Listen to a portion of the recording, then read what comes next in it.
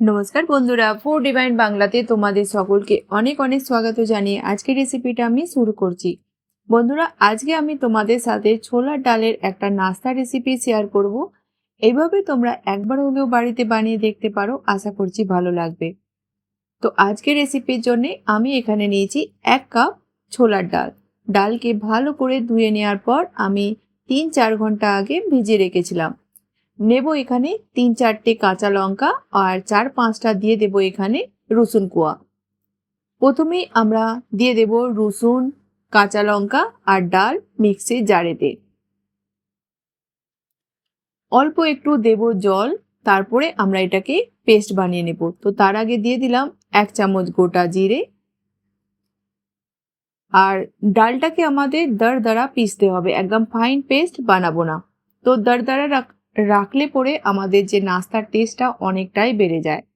দিয়ে দেব এখানে ডাল বাটাতে লবণ স্বাদ মতো, 1/2 চামচ কাশ্মীরি রেড চিলি পাউডার, আর দিয়ে দেব 1/4 চামচ হলুদ গুঁড়ো।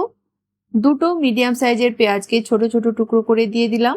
আর দিয়ে দেব এখানে কাঁচা লঙ্কা ছোট ছোট টুকরো করে কেটে, আমি এখানে দুটো দিয়েছি, তোমরা ঝালটা নিজেদের পছন্দ মতো কম বেশি করে নিও। ধনেপাতা কুচি দেব আর ভালো করে আমরা সব জিনিসগুলোকে মিক্স করে নেব। অল্প মশলায় আমাদের এই টেস্টি নাস্তাটা তৈরি হয়ে যায়। তোমরা একবার বানালে কিন্তু বারবার এইভাবেই বানাবে। তোমরা ডাল ভাতের সঙ্গেও এইটা খেতে পারো, খেতে কিন্তু দারুণ লাগবে। তো ভালো করে মিক্স করে আমরা ডালটাকে এইভাবে 2 মিনিট একটু ফেটিয়ে নেব। বন্ধুরা, আজকের রেসিপিটা তোমরা কোন গ্রাম থেকে বা কোন শহর থেকে দেখছো আমাকে কমেন্ট বক্সে অবশ্যই বলো। আর রেসিপিটা ভালো লাগলে অবশ্যই বন্ধুদের সাথে বেশি বেশি করে শেয়ার করো। তো চলো, এবার ভালো করে আমাদের ফ্যাটানো হয়ে গেছে, এবার যাব নেক্সট স্টেপে। এবার কড়াইতে নিয়ে নেব তেল। তেল গরম হয়ে গেলে আমরা এক এক করে পকোড়াগুলো এখানে দিয়ে ভেজে নেব। দেওয়ার সময় গ্যাসের ফ্লেমটা লোতে, তারপর আমরা মিডিয়াম ফ্লেমেতে ভেজে নেব যতক্ষণ না পকোড়ার কালারগুলো ভালো আসছে। তোমরা পকোড়াও বলতে পারো বা বড়াও বলতে পারো।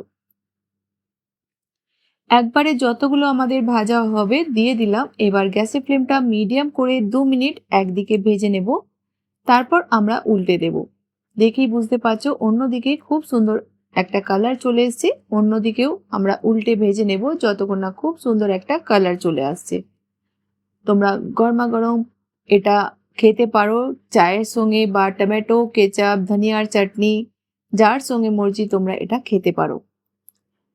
তো 4-5 মিনিট পর আমাদের যখন পকোড়াগুলো ভালোভাবে ভাজা হয়ে যাবে তখন আমরা তুলে নেব। তো বন্ধুরা, এইভাবেই আমরা বাকিগুলো ভেজে নেব। তো বন্ধুরা, আজকের রেসিপিটা তোমাদের কেমন লাগলো অবশ্যই বলো। ভালো লাগলে বন্ধুদের সাথে বেশি বেশি করে শেয়ার করো। তো নতুন কোনো রেসিপির সঙ্গে আবার দেখা হবে। ততক্ষণ ভালো থেকো, সুস্থ থেকো।